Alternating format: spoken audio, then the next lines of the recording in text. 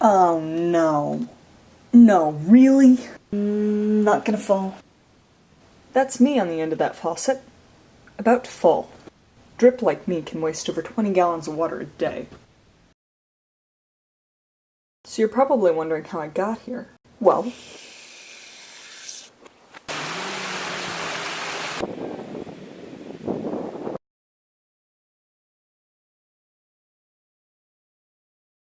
I came to this planet over 2 billion years ago on an asteroid, but most water has been here since the beginning of the Earth. When I first got here, I fell in the ocean.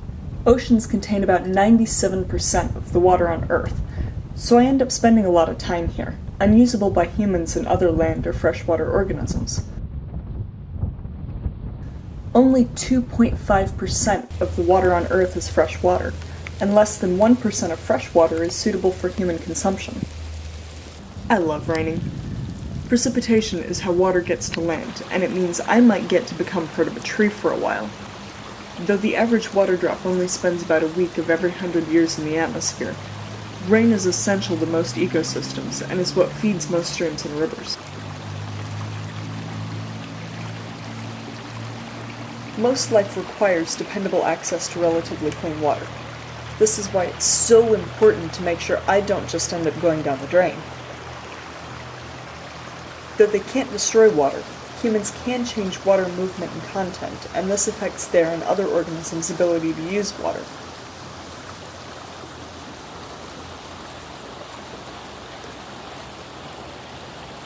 When I'm absorbed into a tree, I usually stay there for less than a day. Plants require water to photosynthesize and use in other necessary chemical reactions. I'm as important to this tree as I am to the eagle sitting on top of it.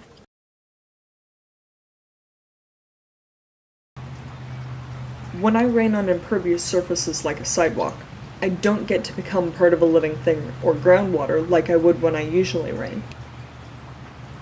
I end up running off into a storm drain, picking up anything on the concrete and taking it with me. Usually straight into the nearest body of water. A single gallon of gasoline can pollute about 75,000 gallons of water. Yuck! I feel so slimy. Fish don't like me much like this either. Nice thing about a river, though, is you can never be sure where it's going to take you next. Like a wetland. Some humans think wetlands are gross, but I love them. Wetlands act as natural filters, cleaning scuzzy water like me right up. It's fantastic. But even they can only handle so much. Because the Earth's natural filtration systems like wetlands and groundwater can't keep up with all the pollution, water treatment plants filter water for human use. But a lot of people don't have access to treated water. Already over 2 billion people don't have access to safe fresh water. So, how did I get into this tap? Well, groundwater. Groundwater is an extremely important resource for plants, the animals that eat those plants, and for humans.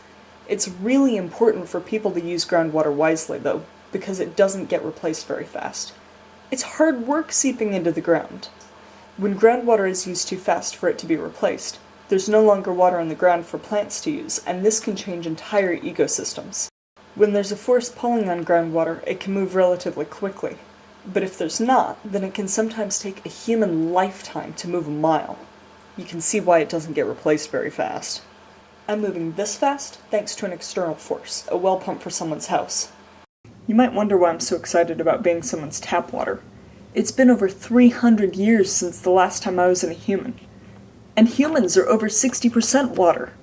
Your brain itself is 75% water, so I have a lot of work to do.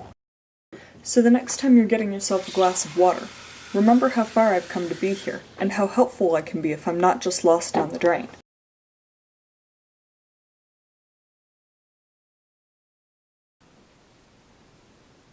Yes!